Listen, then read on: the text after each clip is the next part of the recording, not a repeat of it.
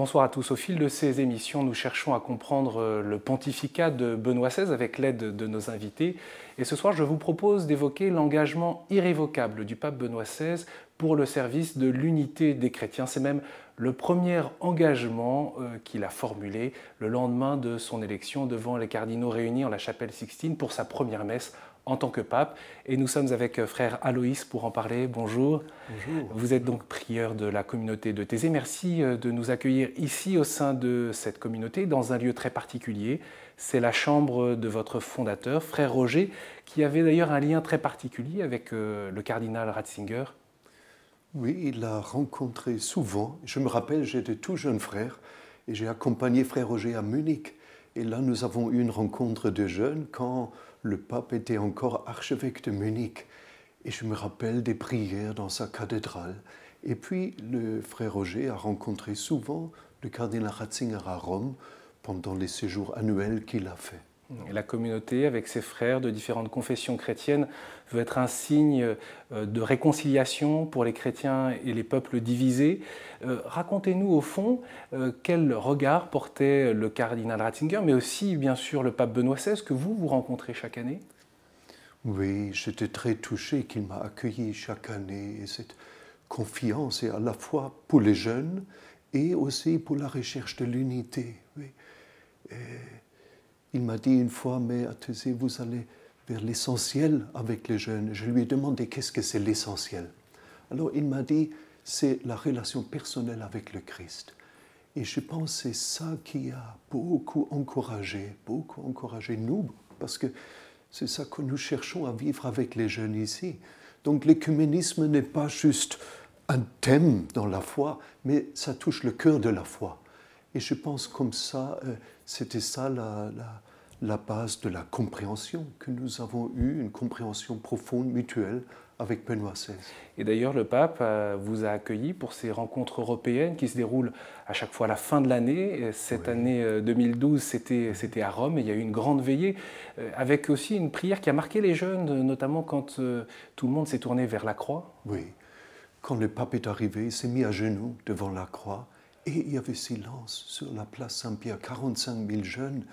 Et puis, il était tourné vers la croix pendant toute la prière. C'était comme si, par là, il montrait le cœur de son ministère, qui est de nous orienter tous vers le Christ. Et quand il a salué particulièrement aussi les protestants et les orthodoxes qui étaient là sur la place Saint-Pierre, les jeunes étaient très, très touchés. Et je pense là, tous les jeunes qui étaient là ont senti quel est le ministère d'unité du pape.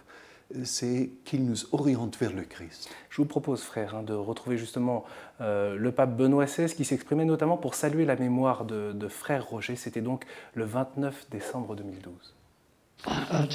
Témoin infatigable de l'évangile de paix et de réconciliation, animé par le feu d'un écuménisme de la sainteté, frère Roger a encouragé tous ceux qui passent par Thésée à devenir des chercheurs de communion. Je l'ai dit dès le lendemain de sa mort, nous devrions écouter de l'intérieur son écuménisme vécu spirituellement et nous laisser conduire par son témoignage vers un écuménisme vraiment intériorisé et spiritualisé.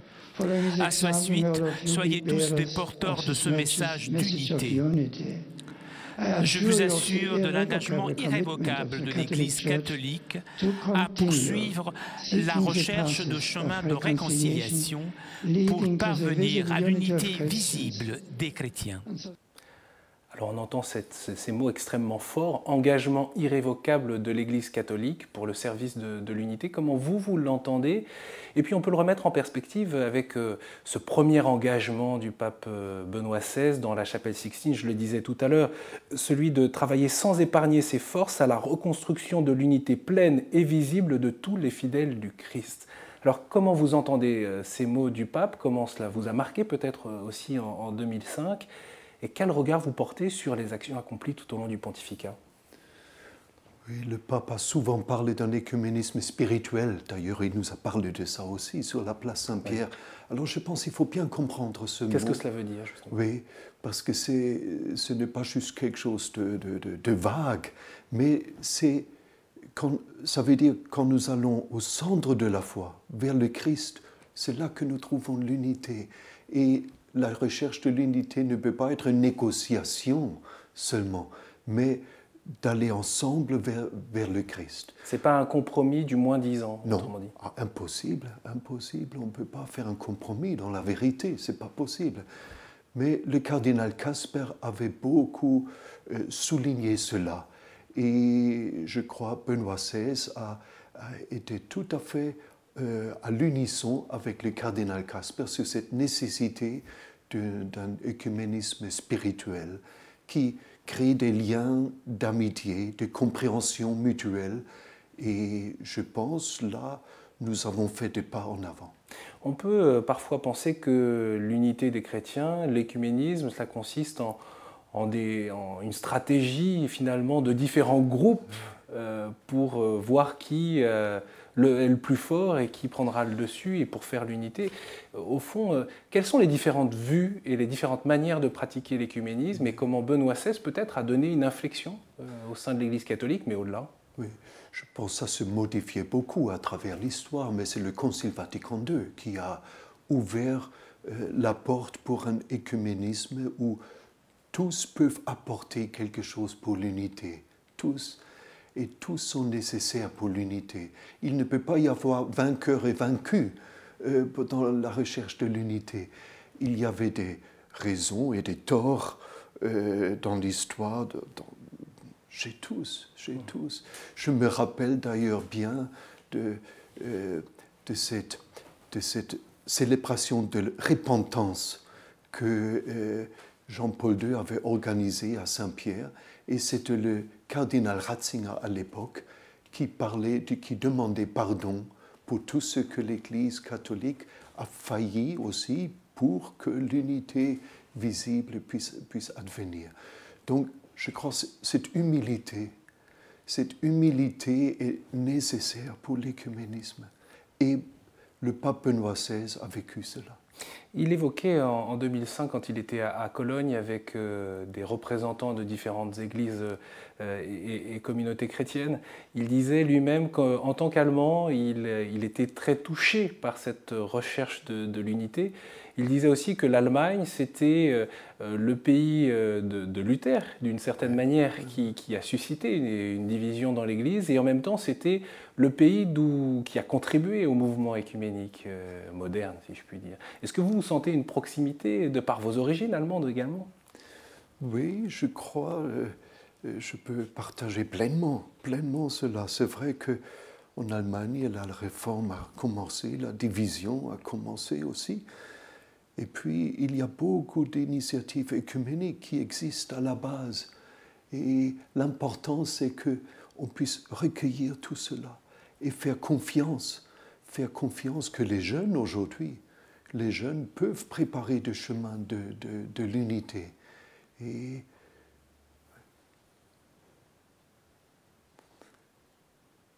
pour nous, l'œcuménisme et l'engagement avec les jeunes, ça ne fait qu'un. Parce qu'aujourd'hui, pour que la foi puisse être crédible pour la nouvelle génération, nous ne pouvons pas maintenir les divisions. Et je pense en Allemagne, ça c'est très très fort, parce qu'il y a par exemple tant de couples qui sont mixtes, partenaires catholiques, partenaires protestants. Donc comment ils peuvent être un signe du Christ vraiment ensemble? C'est des questions qui deviennent de plus en plus urgentes et qu'on ne peut plus laisser sans réponse. Et le pape d'ailleurs l'a évoqué dans son deuxième voyage en Allemagne, ou même son troisième, quand il est passé à Erfurt, dans ce couvent augustinien où Luther a étudié, où il a célébré sa première messe, et il s'adressait aux représentants, aux héritiers, si je puis dire, de Luther, et il disait « L'absence de Dieu dans notre société se fait plus pesante, l'histoire de sa révélation dont nous parle l'Écriture semble reléguée dans un passé qui s'éloigne toujours davantage », et il y a cette volonté du pape Benoît XVI, cet appel aux chrétiens à témoigner de manière commune, et c'est ce que vous disiez à l'instant. Oui. Il en parlait encore maintenant, le mercredi de Cendres, il parlait de la dimension communautaire de la foi et combien un témoignage commun peut être crédible pour les femmes et les hommes d'aujourd'hui. Les jeunes demandent cette crédibilité de l'Église et souvent ne comprennent plus les divisions, ne comprennent plus les raisons pourquoi nous sommes encore divisée. Et pour autant, il faut aller pas à pas. Le pape le dit dans Lumière du monde, il faut laisser le temps tranquillement agir. Il faut pas précipiter les choses. Pas précipiter, mais il y a une impatience qui se justifie aussi. Oui, oui. Maintenant, comment nous pouvons témoigner de l'Évangile pour les nouvelles générations? Le temps presse aussi, le temps presse. Et est-ce que nous ne pouvons pas chercher plus des moments et des lieux où notre désir d'unité soit beaucoup plus visible? C'est seulement la semaine de l'unité, une fois par an, et ça ne suffit pas. Je crois que nous pouvons aller plus loin maintenant. Nous avons senti cela sur la place Saint-Pierre lors de notre prière avec le Saint-Père, que c'était un moment, d'ailleurs que lui-même qualifiait 10 jours après, je cite, d'un moment de grâce où nous avons vécu, où nous avons fait l'expérience de la beauté d'être un dans le Christ. Et je crois qu'écuménisme spirituel veut dire cela, multiplier ces moments où nous pouvons déjà exprimer notre désir et dans un sens anticiper l'unité.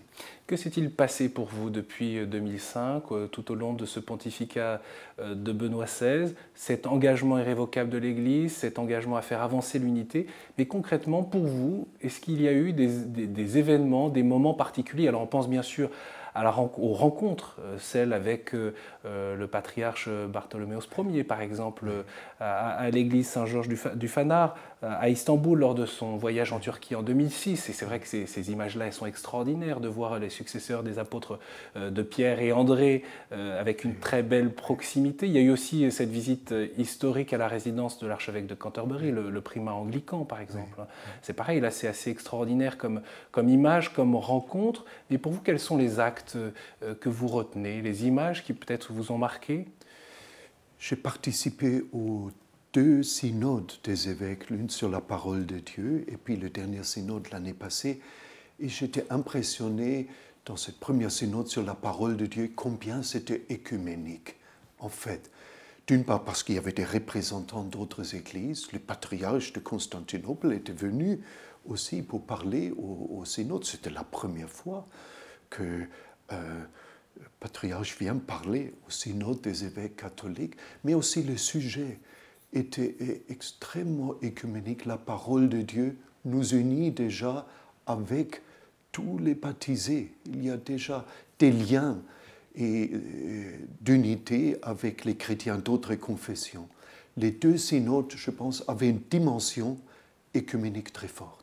Et c'est vrai que pour cet anniversaire, ces 50 ans de Vatican II, l'ouverture de l'année de la foi, il y avait cette présence des représentants des autres églises chrétiennes. Oui, et cela a rappelé le concile. Et c'était comme redonner un souffle à l'expérience du concile. Le concile, ce n'est pas seulement des documents, mais c'était d'abord une expérience. Et je pense que l'écuménisme ne peut pas avancer sans ces expériences d'unité, sans ces moments d'unité, pas encore pleinement vécus, mais déjà anticipés.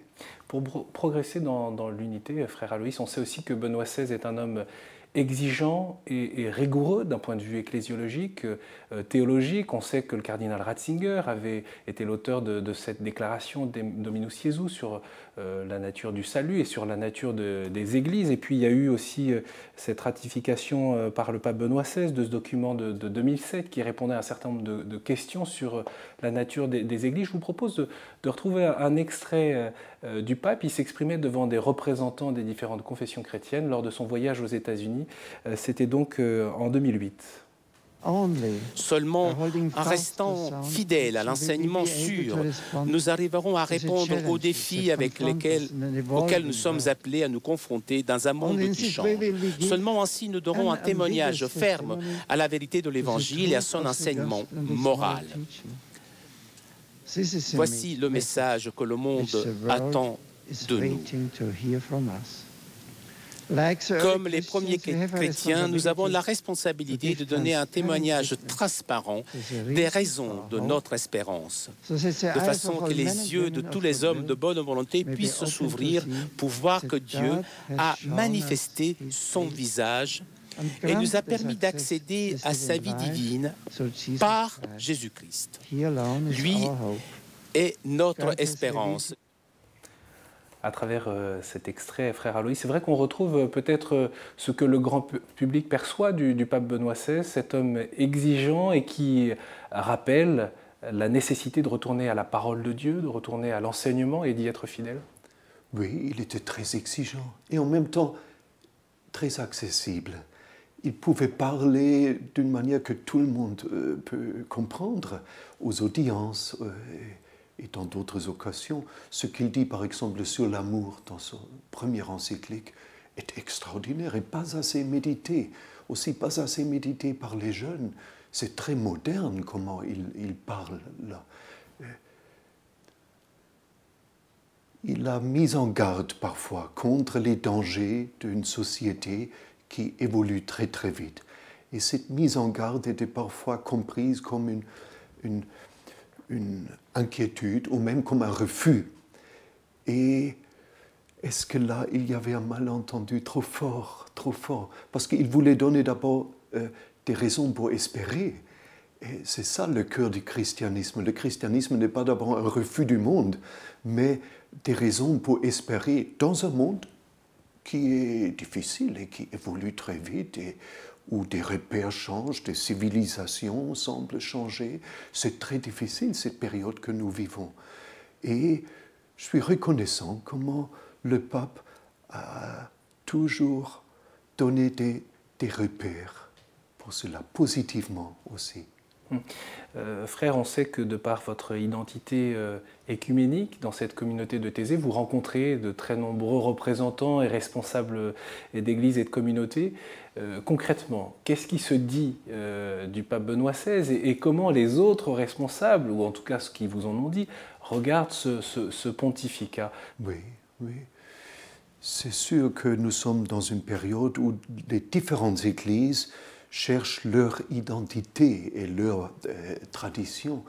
Et il est très important que nous ne cédons pas à une recherche identitaire uniquement confessionnelle.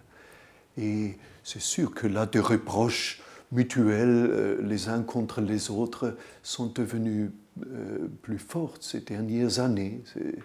Et c'est compréhensible à cause de deux choses. D'une part, à cause de cette évolution du monde qui va tellement vite que chacun cherche les bases sur lesquelles on est construit. Et d'autre part aussi, le dialogue écuménique ne portait pas assez de fruits. Il y a des documents extraordinaires. Et par exemple, c'était le cardinal Ratzinger qui a signé des documents sur la justification, un très très grand accord avec les protestants. Mais cet accord n'a pas d'effet dans la vie ecclésiale. Oui, on peut en dire un mot d'ailleurs, juste pour rappeler que cette question de la justification, c'était la source, l'une des sources majeures de la division, si je puis dire. Oui, et Luther avait insisté beaucoup que nous sommes justifiés par la foi, et il avait des formules très fortes là-dessus, et que l'Église catholique, plusieurs siècles après, dise nous acceptons cette manière d'exprimer la foi, mais c'est un pas d'unité énorme. C'était en 1999. Hein. Oui.